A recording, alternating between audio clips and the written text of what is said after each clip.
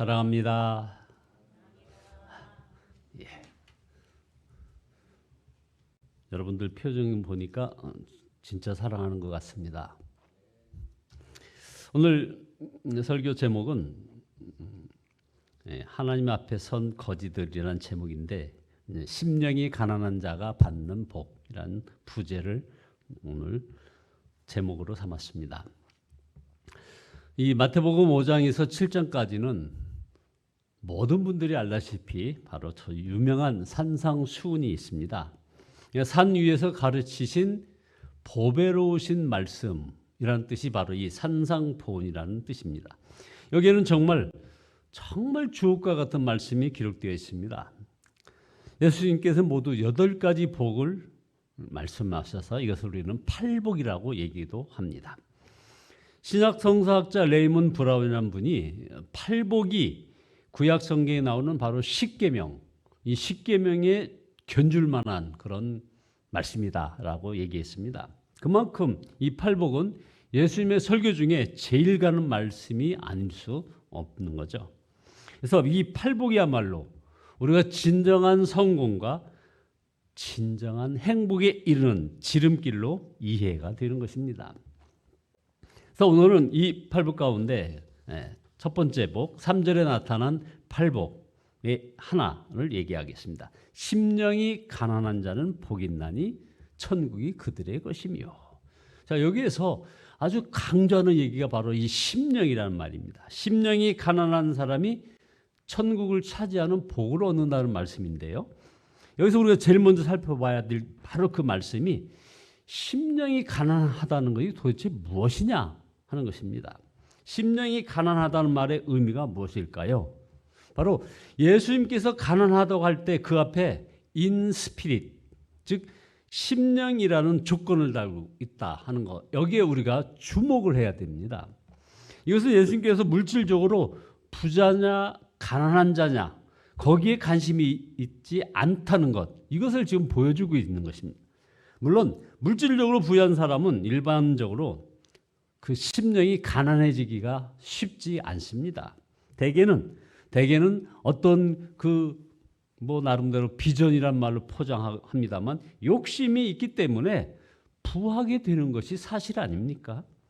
그러나 예수님께서 심령이 가난한 자라고 말씀하셨을 때 이 가난은 물질적으로 부자냐 가난한 자냐 하는 뜻이 아니라는 것입니다.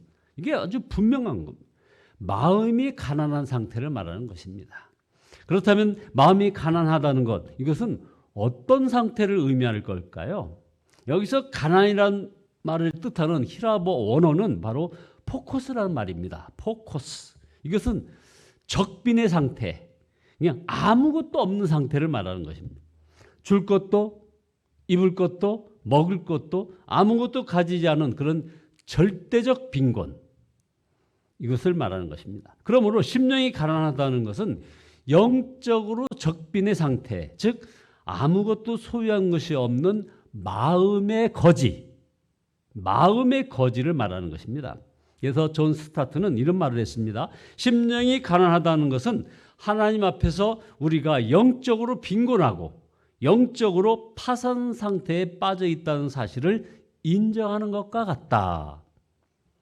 왜냐하면 우리는 죄인들이며 하나님의 거룩한 진노 아래 있으며 하나님의 심판 위에는 아무것도 받을 자격이 없기 때문이라는 것입니다. 그러니까 우리는 줄 것도 받을 것도, 그냥 한마디로 하늘의 은혜를 살 수 있는 그 어떤 것도 지니고 있지 않다, 이렇게 얘기를 했습니다. 옳습니다. 이 존 스타트 목사님이 정확하게 지적했듯이 심령이 가난하다는 것은 절대적으로 가난한 상태, 즉 마음이 그냥 텅텅 비어있는 그런 상태를 말하는 것입니다. 여러분, 마음이 텅텅 비어있다, 이게 가능한 일입니까?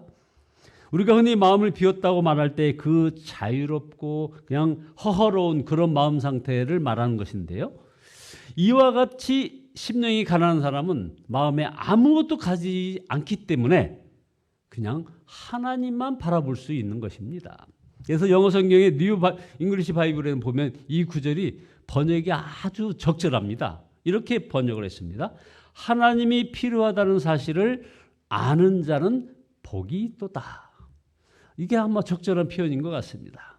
그러니까 팔복의 첫 번째 복은 하나님이 필요하다는 사실을 아는 자는 복이 있도다. 이렇게 해석을 하는 거죠. 심령이 가난한 사람은 그 마음속에 어떤 대상도 주인으로서 들어앉아 있지 않은 것입니다. 오직 살아계신 하나님 한 분만을 필요로 할 뿐이고 거지처럼 텅 비어 있습니다. 그래서 어떤 사람들만이 이런 사람들만이 하나님께서 자기 인생의 왕노릇 하도록 만들 수 있다는 것입니다. 자, 그럼 두 번째, 심령이 가난한 사람은 어떤 인생을 살아가는 사람일까요? 많은 사람들이 현대사회를 여러 가지 숫자를 정해서 그 특징을 얘기하는데 세 가지로 규정한다면 다음과 같습니다. 첫째는 바로 현대사회는 바로 다원주의 사회다. 이렇게 얘기합니다. 이것저것 잡다한 것들이 너무 많은데 이 모든 것들을 붙들려고 하는 그런 사회가 바로 현대사회라는 겁니다. 아주 적절한 표현인 것 같습니다. 이것을 종교적으로 표현하면 바로 다신론적 사회 그거죠. 그래서 하나의 신이 아닌 수많은 신들을 한꺼번에 섬기려고 하는 겁니다. 여기에서 이제 우리가 얘기하는 우리 보수적 입장에서 얘기하는 바로 그런 여러 가지 이단들이 득세할 수 있는 공간이 생기는 것입니다. 이게 바로 다원주의 사회라는 것입니다. 현대사회. 두 번째 현대사회를 얘기할 때는 상대주의적인 사회라고 얘기합니다.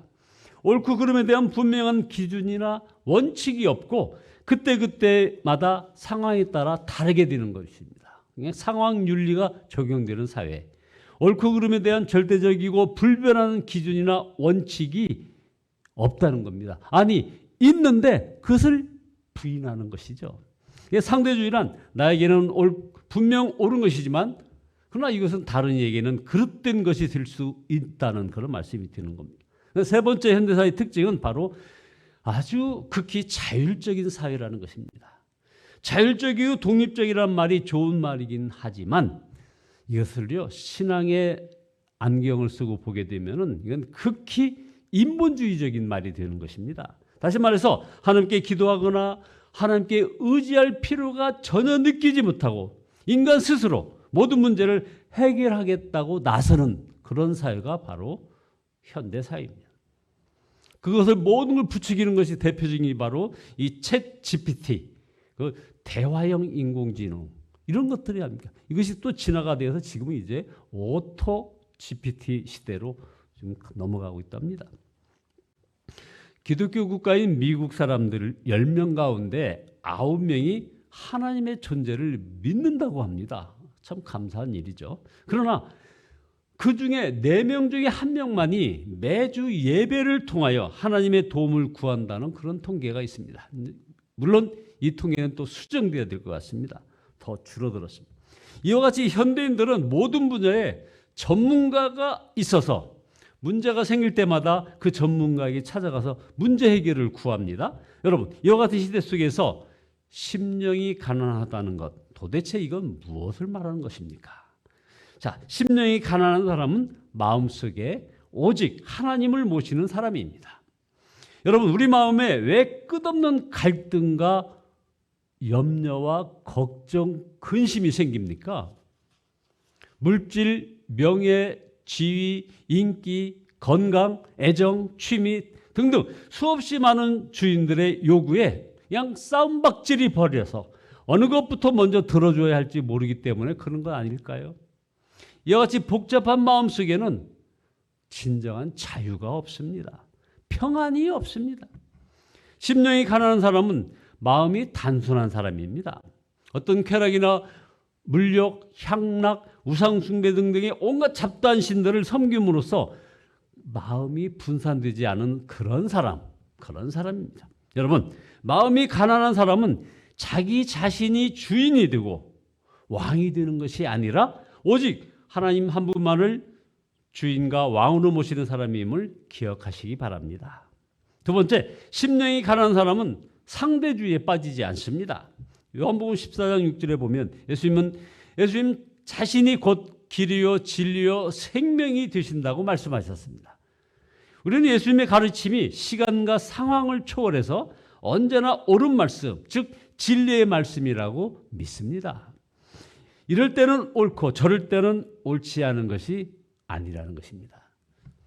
어제나 오늘이나 내일이나 한결같은 진리의 말씀이 바로 예수님의 말씀입니다. 예수님의 말씀은 초문화적이고 초상황적으로, 초시간적으로 항상 진리의 표준이 된다고 우리는 믿습니다.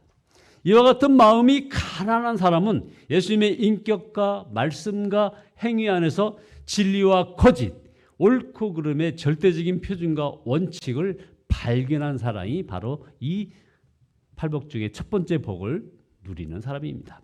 세 번째, 심령이 가난한 사람은 하나님께 겸손히 구합니다. 자기를 의지하고 인간적인 방법에 의존한다는 것은 그만큼 마음이 겸허하게 비워내지 못했기 때문에 그런 일이 벌어집니다.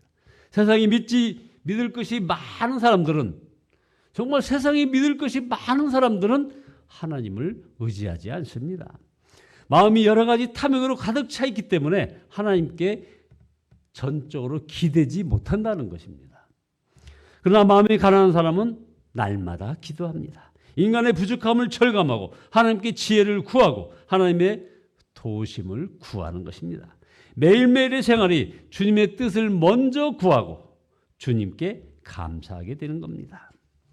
여기에 특별히 우리가 주의해야 될 게 바로 매일매일의 생활이 주님의 뜻을 먼저 구하는 이 자세를 말하는 것이죠. 세 번째, 마지막으로 심령이 가난한 사람은 어떤 복을 받습니까? 여러분, 심령이 가난한 사람은 정말 받는 복 궁금하지 않으십니까? 예수님께서 천국을 차지하는 복을 얻는다고 말씀하셨습니다. 바로 여기에서 예수님 말씀하시는 복은 어떤 복인지를 먼저 우리가 알아야 합니다. 예수님 말씀하시는 이 복은 천국을 차지한다고 하는 이 복 말입니다. 이 복은 히라보 원어로 보면 마카리오스라고 합니다. 아주 많이 알려진 말이죠. 이 마카리오스는 모든 환경을 초월해서 주어진 내적 기쁨, 이것을 마카리오스라고 얘기합니다. 모든 환경을 초월해서 주어지는 내적인 기쁨. 이 마카리오스는 이 세상 사람들이 빼앗거나 아니면 훔칠 수 있는 것이 아니라 바로 영원한 행복을 말하는 것입니다. 이 마카리오스는 좋은 일이 생길 때나 나쁜 일이 생길 때나 날씨가 맑을 때나 구질 때나 상관없이 주님 한 분 때문에 주어지는 그런 행복, 이것을 마카리오스라고 얘기합니다. 대표적인 여기 말씀이 바로 하박국 선지자가 얘기한 하박국 3장 17절의 말씀. 이 3장 17절에서 18절에 올린 이 기도가, 하박국의 이 기도가 바로 마카리오스 행복의 전형적인 것입니다.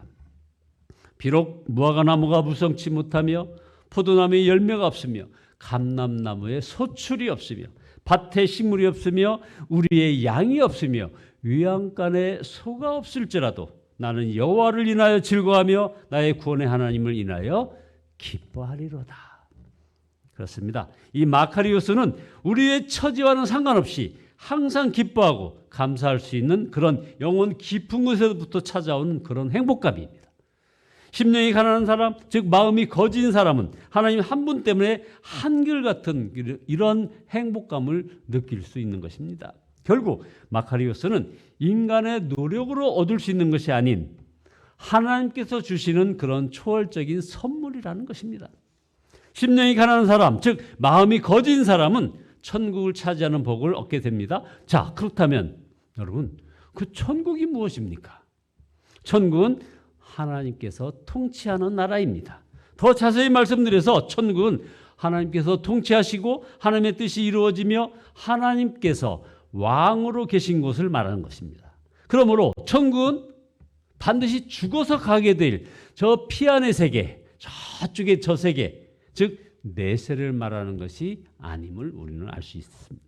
지금 여기에서도 하나님께서 통치하시고 하나님께서 왕으로 사시는 곳은 다 천국이 될 수 있기 때문입니다. 자, 여러분, 천국에 살고 계십니까? 심령이 가난해서 마음이 거진 사람들은 하나님의 나라에서 하나님과 함께 살게 됩니다. 비록 죄 많고 슬픔 많고 괴로움 많은 이 세상에 얽매여 살지만 하나님께서 통치하시는 나라 안에서 살게 되는 것입니다. 그래서 찬송가 438장에 보면 내 영혼이 은총 입어 중한 죄짐 벗고보니 슬픔 많은 이 세상도 천국으로 하와도다. 그리고 보면 높은 산이 거친 들이 초막이나 궁궐이나 내 주 예수 모신 곳이 그 어디나 하늘나라. 이 그 어디나 하늘나라가 되는 축복, 이게 바로 마카리오스의 복입니다. 여러분, 심령이 가난한 사람은 언제나 하나님이 통치하시고 하나님의 뜻이 이루어지는 하나님 나라에서 살게 된다는 사실을 믿으시기를 바랍니다. 결론입니다. 우리가 비행기를 타고 하늘로 높이 날아가면 날아갈수록 땅의 모든 것이 아주 점점 더 작아집니다. 마찬가지로 우리의 마음이 가난해져서 하나님께 더 가까이 나아가면 나아갈수록 이 세상이 가졌던 모든 욕망과 자랑이 이제 부질없는 것이 되고 그렇게 되고 말 것입니다. 이와 마찬가지로 하나님께 가까이 나아가면 나아갈수록 우리는 정말 아무것도 아니며 죄인이라는 사실을 뼈저리게 느껴지게 되는 겁니다. 자, 물이 맑으면 맑을수록 물 안에 있는 오물은 더욱 선명하지 않습니까? 태양광선이 방 안에 비칠 때 아주 미세한 먼지까지도 우리는 정확하게 볼 수 있습니다. 마찬가지로 우리의 영혼이 가난해지면 가난해질수록 우리는 내부의 부족함과 죄악을 더 선명하게 볼 수 있습니다. 오늘 여러분의 마음을 한번 가난하게 만들어 보시기 바랍니다. 마음의 거지가 한번 되어 보십시오. 그래야 하나님께 더 가까이 나아가시기를 바랍니다. 여러분이 하나님께 더 가까이 나아가면 나아갈수록 여러분의 결점과 죄는 비례해서 더 크게 보일 것입니다. 그러면 이제 하나님의 은혜는 거꾸로 점점 더 크게 보일 것입니다. 오늘 여러분 모두가 심령이 가난해짐을 통하여 하나님 나라에 사는 그런 마카리오스의 축복을 얻게 되시기를 예수 그리스도의 이름으로 축원드립니다. 기도하시겠습니다.